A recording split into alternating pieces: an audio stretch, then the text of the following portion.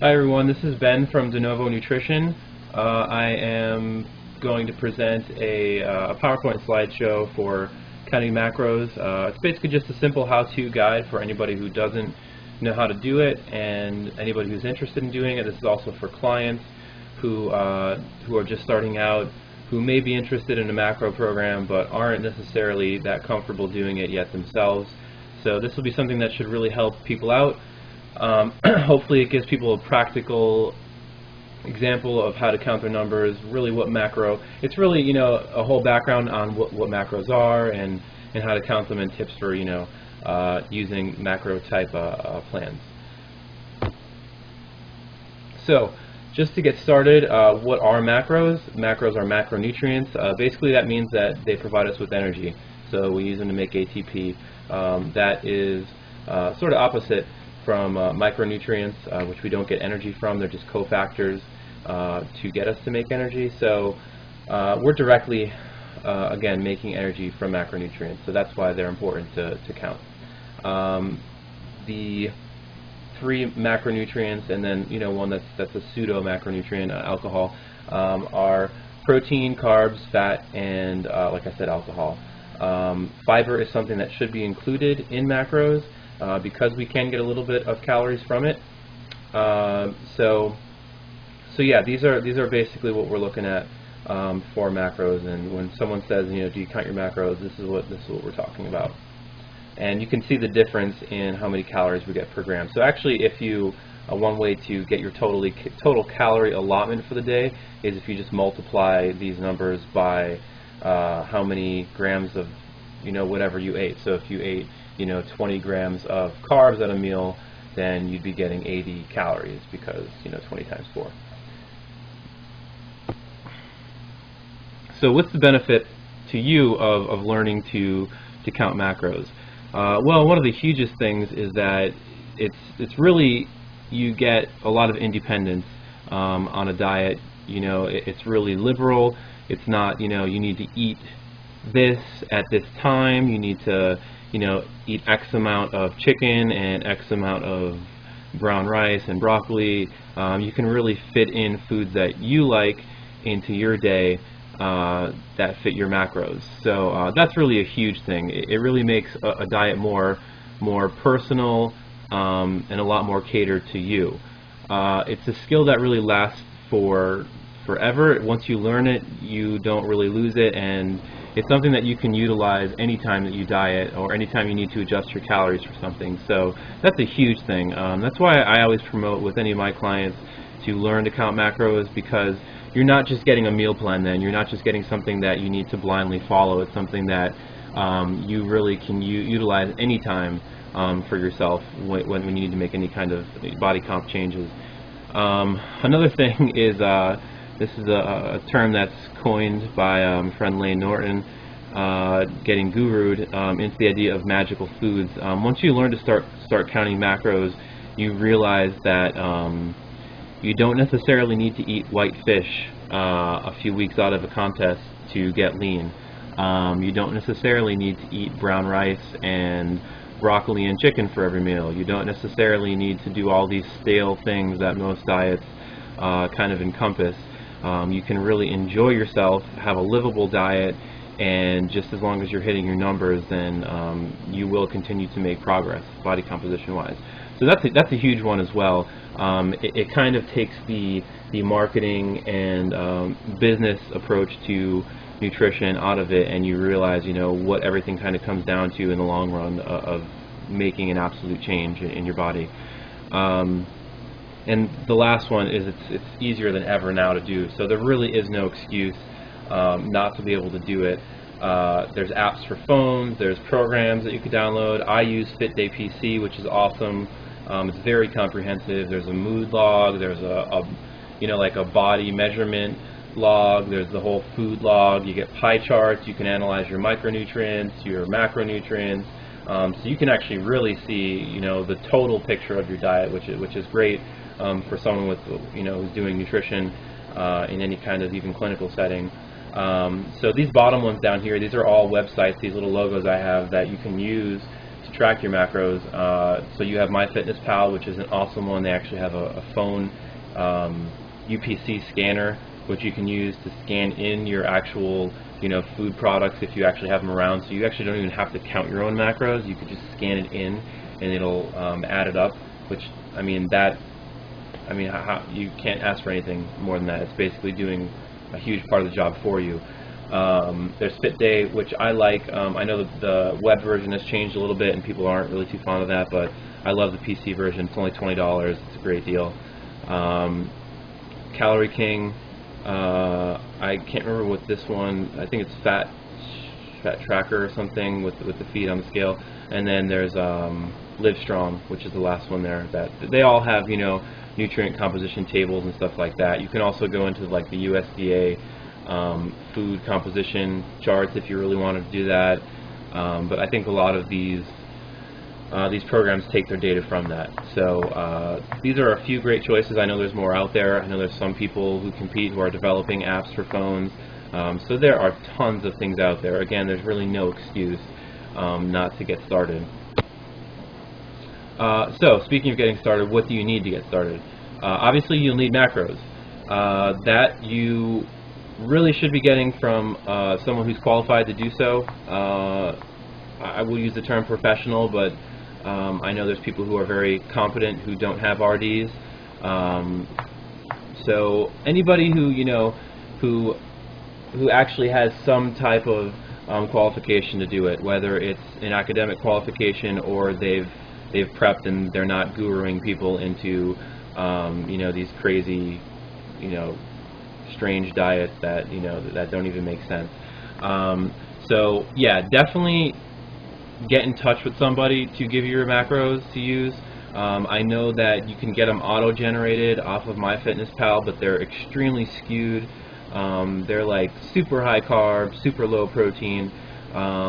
Not really something I'd recommend to use. Anything that's generic and cookie cutter, you're not really going to want to get that. So definitely get in touch with somebody. I can, right now say someone like Lane Norton, myself through DeNovo, or 3DMJ. They're all, three competent places to go to get macros. Paul Revelia, it's Pro Physique. You can look to him as well. So there's 4 places right there you can go to get macros to use. Next thing you will definitely need is a reliable and accurate food scale. That's huge. There's really no way you can do this accurately without a food scale, and you want one that definitely measures in grams. I'm pretty sure almost all of them do. You can get them really cheap now. They're like $15. You can even get them for like $10. As long as it measures in grams, then you're fine. I do prefer digital just because it is, if you're using something that's just like a scale where you have the crosshairs or whatever that you're trying to watch, you can miss in a few ounces or anything like that, or grams. So I would definitely recommend digital. It just takes the guesswork out of it. And again, it's important to measure in grams because grams is the smallest unit. It's going to be more accurate. So it's different than measuring in ounces.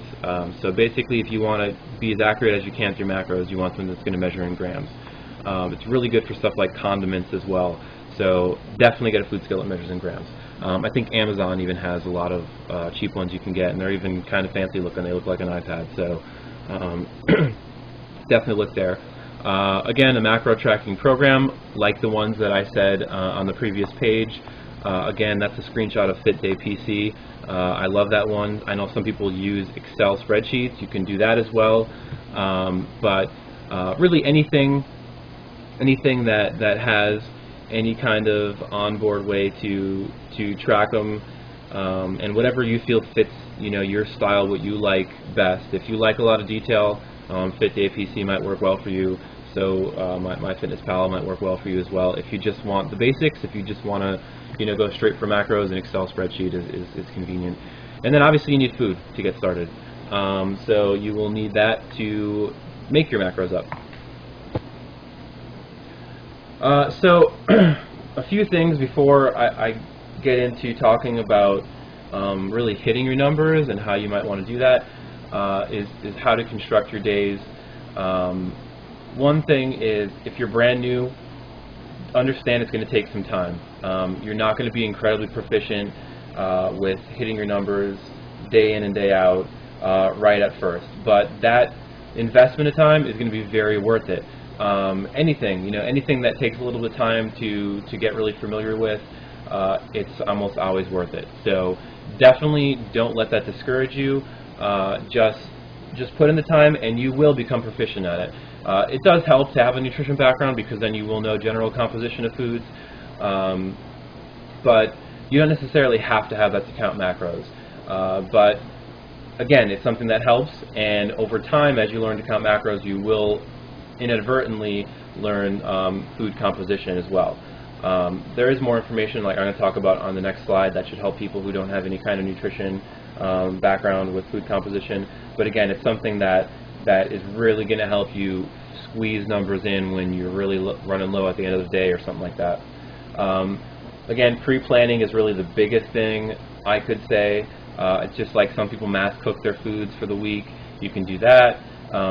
So constructing your day ahead of time is something that's really going to make sure that you hit your numbers, because then you're not having the stress reaction of trying to do it that day. So you can actually pre-plan. You can make sure you hit all your numbers for the day ahead, and then the next day when you wake up, you know exactly what you're doing. You know you're going to hit your numbers, and it's all good.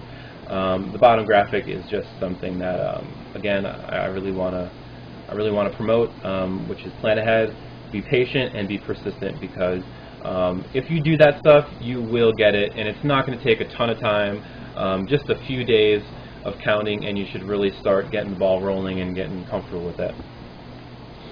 So, how to hit your numbers. Between the macros, so what foods actually constitute protein, carbs, and fat. I know this might seem very basic for a lot of people who are listening, but hopefully this helps some people who really have no idea with counting macros or food composition or anything like that. Before I even start going through these, I just have to say that this list is definitely not comprehensive, but this is a general idea of things that you can choose from each group. So for protein, obviously supplements. So your whey proteins or anything like that. Fish, lean beef, turkey, ham, pork, chicken, eggs. Low-fat cottage cheese is a great one. Low-fat Greek yogurt's a great one. You can mix and match some of these things, so adding protein with low-fat Greek yogurt. Fat-free cheese is one that I personally love. Fat-free cream cheese is great, and obviously milk is in there too. Some of these are combination. Obviously with any dairy sources you're going to get some carbohydrate along with the protein, and obviously some of the meats you're going to get some fat along with the protein. So for carbs, cereal, pasta, bread, fruit, vegetables, grains, that really constitutes most carbs. Again, there's really nothing totally off limits with counting. It's really about making it fit into your day, and then I'm going to talk a little bit about ways that you can stay full and hit your numbers, because obviously if you're eating something like a cookie for your carbohydrate, or your carbohydrate and fat, it's going to add up really quick, and then you're going to have a lot of trouble staying within your numbers for the day, because you're going to be really hungry and really craving stuff. So it's not that things are off limits, it's just that there's smarter choices than others, and that's really the difference between clean versus dirty foods, is quote-unquote clean foods make it a little bit easier to stick within your day, your daily limits. And then fats, again, I'm not going to read them off to you, but these are all obvious fats. The one thing I will say is, if you do get stuck, and I'm going to talk about this in the next slides, if you do get stuck where you have very limited things left, so you have only protein and fat left and you can't have carbohydrates, there are certain choices within here that are going to be better than others. So egg and meat fat, since you're not going to get carbohydrates along with that, that's going to be a better choice if you're out of carbs for the day. So again, I'm going to go over that in the next slide. So making it all fit, like I said, if you use up your carbs too quickly, things that you're going to want to do, probably try to avoid dairy sources of protein. It's going to depend on how limited you are with carbohydrates for the day. So that's going to be cutting out stuff like the cottage cheese, the Greek yogurt, the milk, stuff like that, because you are going to get carbs along with the protein. Fat, again, just like I just said, sticking to eggs, meats, and oils, since they are carb-free, that's going to be your better choices if you're running out of carbs or you're out of carbs for the day. And if you use up your fat too quickly, egg whites, since they're fat-free, dairy proteins that are fat-free cheese, stuff like that. Fish is really low in fat, so, well, most fish, I shouldn't say all fish, because obviously salmon and stuff like that, like oily fish, is going to have fat, but like white fish is going to be low in fat, like orange roughy is really low in fat, cod's pretty low in fat. And most fruits and vegetables and grains. Fruits and vegetables are all fat-free.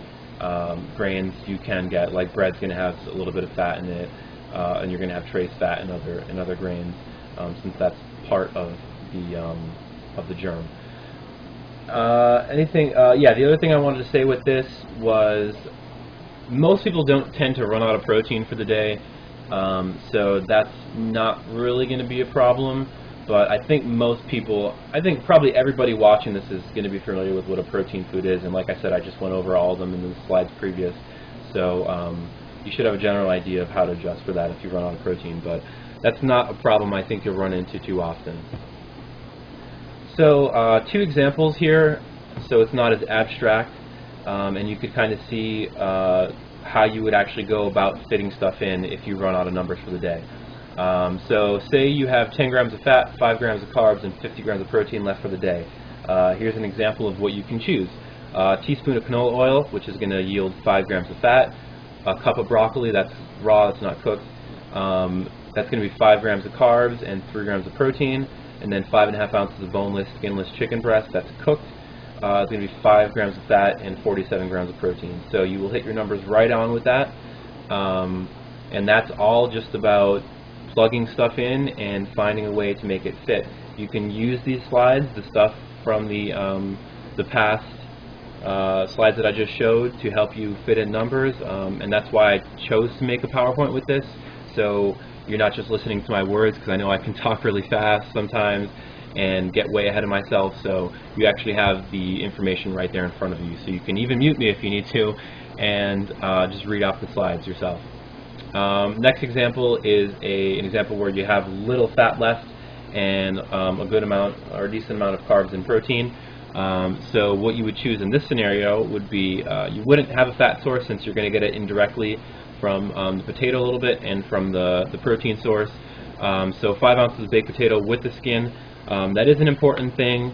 I didn't really touch on it much, but fiber is an important thing. You should be getting fiber with your macros too from whoever's providing them, just because that will make a difference in the total calorie yield for the day, and there are a lot of health benefits of fiber as well.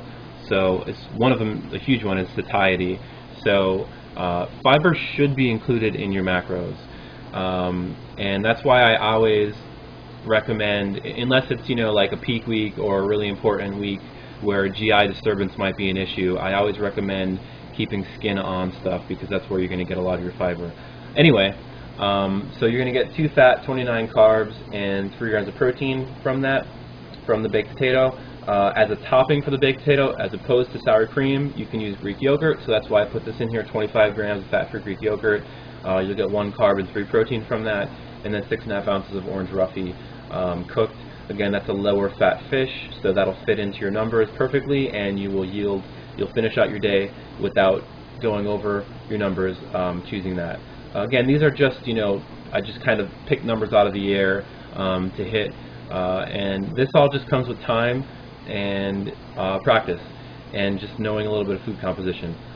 So again, it's really not that abstract, not that out there, and you really can learn it pretty quickly. So a few tips to hitting your numbers and staying full.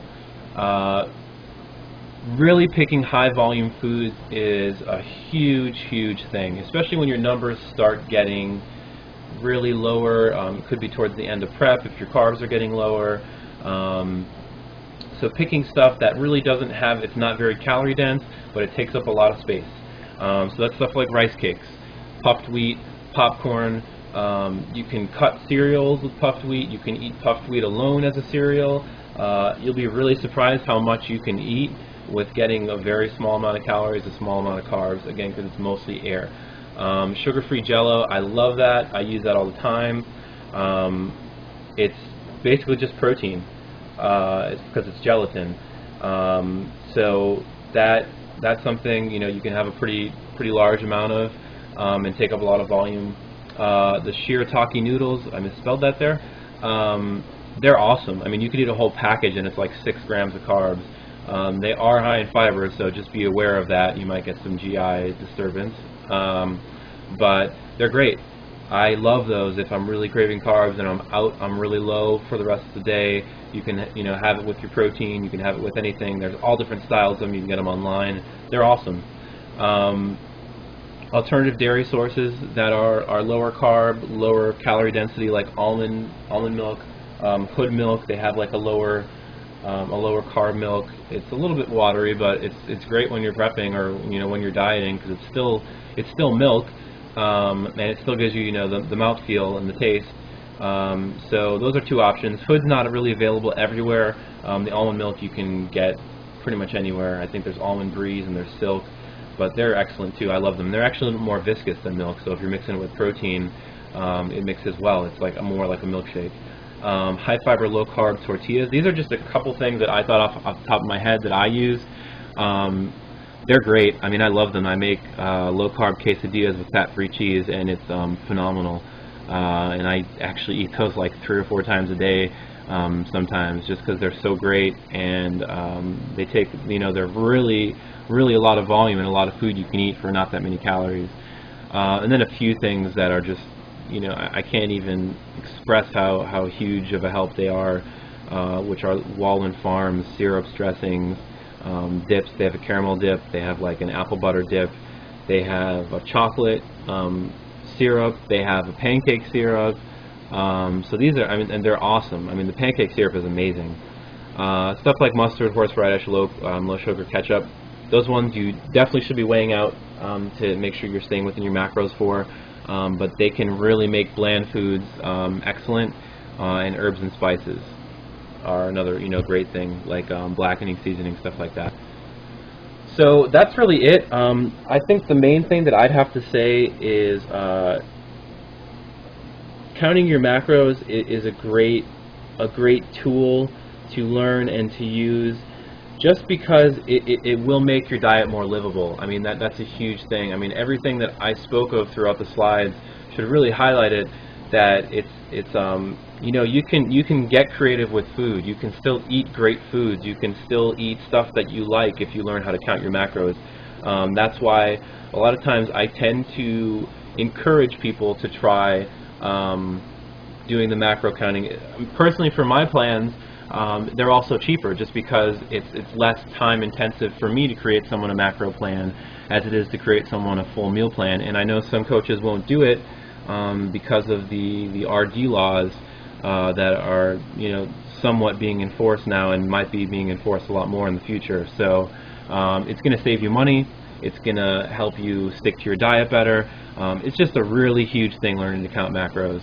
I think it's just easier all around. I think it's easier even for prepping, because then you can, when you get a change, it could be, you know, drop X amount of carbs or fat this week, and it's just much quicker than getting a total change in a revision of a meal plan. Anyway, thank you guys for watching. Again, visit the De Novo site. The web link is right there for a lot more stuff like this. Training programs, blogs from all different people. There's tons of stuff on there, so I'm going to keep loading it up with content. And I'd like to thank my sponsor, Outwork Apparel, as well. They have awesome clothes. They promote an awesome,